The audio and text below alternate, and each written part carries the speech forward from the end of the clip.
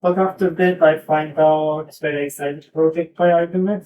So we try to build a lot of things, different new things. So I like to make some adventure. I don't know, it's just a to lab and make a regulator. So, and also, like, as I say, the Ukrainian people, they are wonderful as my team. So, we just start all together here. All of them are very special and they are doing really good job. So that is the main purpose and reason why I'm here. That's great. Yeah. How many years have you been here now? Yeah, in Ukraine. More than 2.5 years. Yeah. And tell me, what were the exciting things that brought exciting treatments you were? I mean, in Ukraine, you mean? Yeah, you said there were things that you wanted to do, like exciting Yeah, technology. actually, the Ukrainian law and regulation is more simple and more easy than in others. So there are a lot of techniques, research which we can do here more easily. Yes. But other countries is more strict about it. This was the number one reason. Just now we are working protocol transfer, spindle transfer, so mitochondrial treatment techniques. So it's all possible in Ukraine. Mhm. I am another countries, so there are a lot of restrictions. Yes. So we are as embryologists, our aim just to help people. We don't look like so strict which technique we are doing or these techniques are really, according to religion or according to other standards, ethical. No, we just try to give happiness to people. So that's why less restriction, much better and comfortable work for our patients. One of the biggest problems I have with clients is poor quality sperm. Yeah.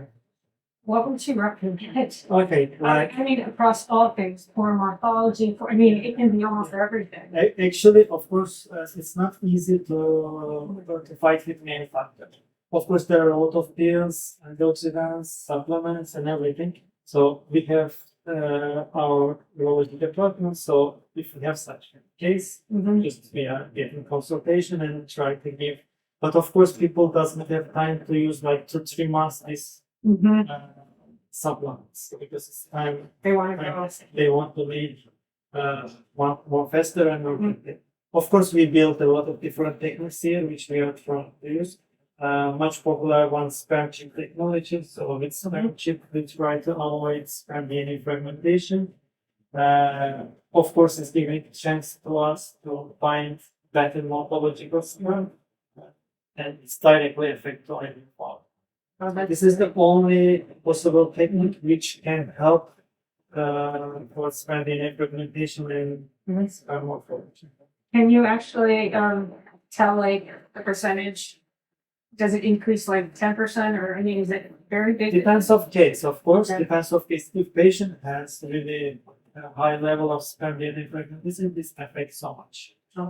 This affects so much. But if patient has a different kind of problems, for example, only a morphological problem, but we are not able to find any high quality of spermatozoid morphological, of course, it is difficult.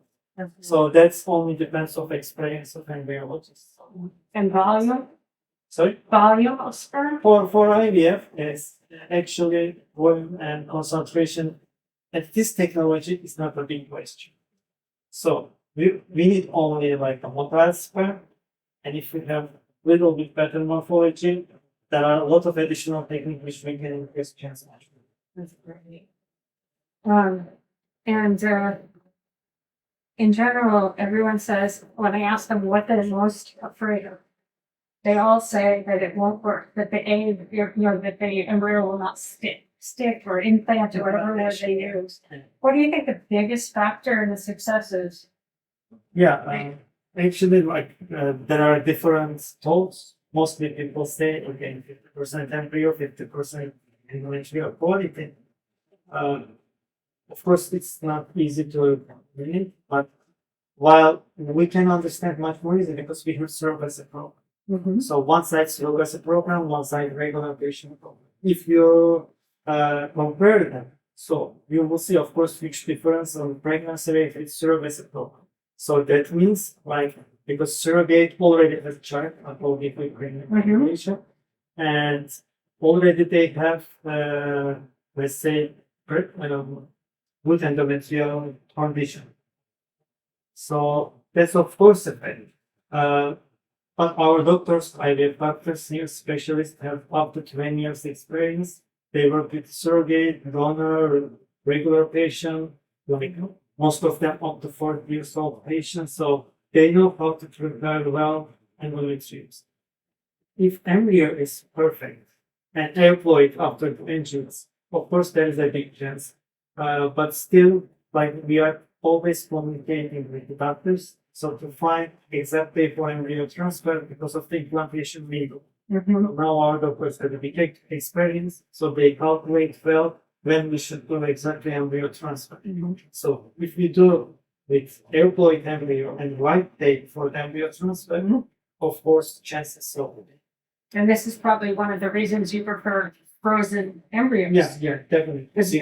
Because while patients are using fresh cycle, they are using a lot of hormones. Okay, this kind of hormones is changing totally balance endometrial receptivity. It's disturbing receptivity. Because there are different kind of hormone which increasing on the body. So of course there will be side effect to endometrial. Almost we are working 97-98% fresh frozen side. So only if we have really difficulties and if patient doesn't have chance, fresh embryo is better, or they should have personal choice, we do fresh transfer. By the way, they follow frozen embryo transfer. And what do you think? There's always a debate about how many embryos to implant. Actually, like also as research shows, the number of embryos doesn't affect the pregnancy. So for me, it's much better to transfer one embryo than transfer, because of course we are thinking about pregnancy, but we should also think after how patient will carry up this pregnancy, because now IVF age is increasing. Like if you say 10 years ago was 28, 29, now it's 38, 39, average age of. So that's why it's more difficult for this patient to get at least payments. And from other side, when we transfer the endometrium, if receptivity is low, so this receptivity should support two embryos. So of course this affect also embryos are developing in the endometrium. So that's why one embryo always will be better than two. And with surrogacy too, even with our strong endometrium. Especially for surrogacy, I mean, I'm only side of one embryo. Are there any other things that our clients should know, our couples? Well, of course, like when they choose the IVF center for the, like, especially for egg donation and the surrogacy. So there are two things very important. First thing, because most of the clinic is trying to do like a traditional way, they just to get the donor eggs, to make it a cycle, and to freeze. We have to analyze case by case because, okay, in the donor cycle, they just give sperm sample, but still a lot of work in additional treatment which we can do to improve quality. Okay, donor arena, yeah, they have potential, that is true, but also cell quality will not be same every day. There are a lot of factors which we cannot control. Okay, they are trying to be healthy, like they are eating healthy, maybe they are not smoking, they are not drinking alcohol, but still a lot of different hormonal factors which can make surprise us like the day of egg put-up, yeah? So that's why when they choose the egg donor, mostly they are just looking that they are just focusing like how donor is looking.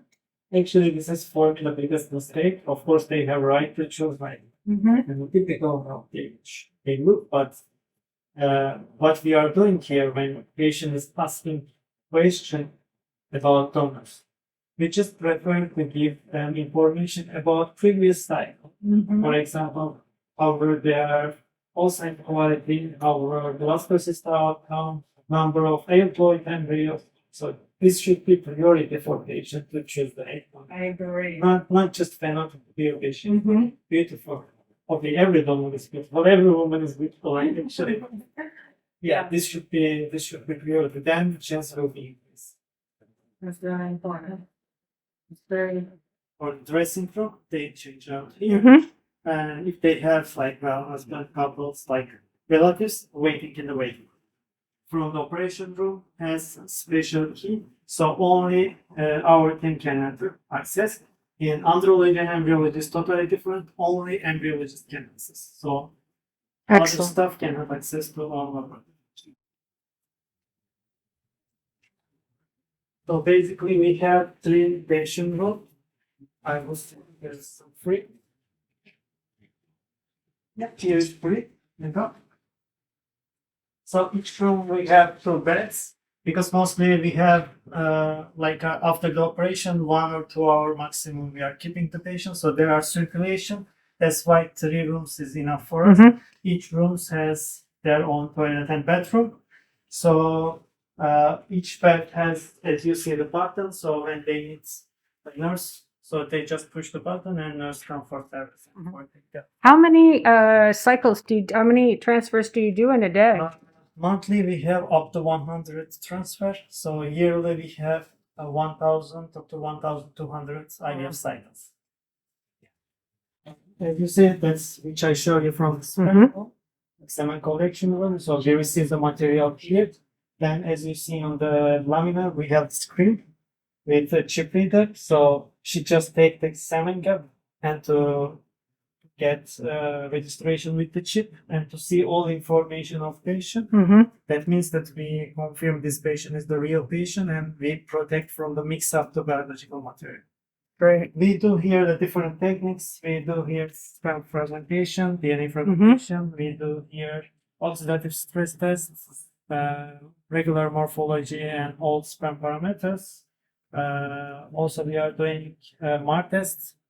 So all possible. What is this room for? Connection room. So all process starting here. As you see, we are connected with biological material identification. So it's just like a security. So patients coming from the reception with special chip bracelet and with semen cap container.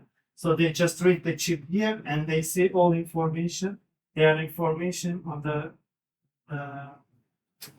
the screen. And then when they finish the sampling, they just put them on here, and this is connected to our embryology laboratory. Sperm DNA fragmentation, karyotype is very important. We always do. This too is very important, and regular sperm morphology. What karyotype? Does that show something beyond? Karyotype is giving about like a peripheral blood, it's chromosomal disease. If it has some translocation or something. Okay, because I've never seen any problems with karyotype. Sometimes we have. Really? They have the translocation. Wow. Then they are spending all their money, everything for nothing. Yeah. Okay. Even they can try 10 times, but there is treatment also for that. There's special preparation, but we have to know. But fragmentation is worth doing before it's so for fragmentation, there is a solution. Okay. There is a solution. Alright. But I have to know there is fragmentation, Well, yeah, this way, you'll either know or you won't know. I mean, you'll know if it's the level of fragmentation. First, better by patient to make a fragmentation test and then freeze. Yeah. Then freeze. Because while patient can send sperm here, I can thaw and to make DNA fragmentation test, but it will affect the result. Yes, I agree. Again, it will work, but it will affect the result. Any other tests they should take other than just the normal? The normal. Okay. For male, no. Great. Okay. Perfect. And I know the list for female is wonderful. Thank you so much. Yeah. And then we'll send you we should talk more, if it's okay, so that I can send you so that there's, I don't want to say misunderstandings, but so that I can do more tests. If you say, I've seen this, but these tests, but I want you to do more tests before it's frozen. So, because I've seen horrible sperm. Bad morphology, bad motility, bad volume. So, great. Thank you so much.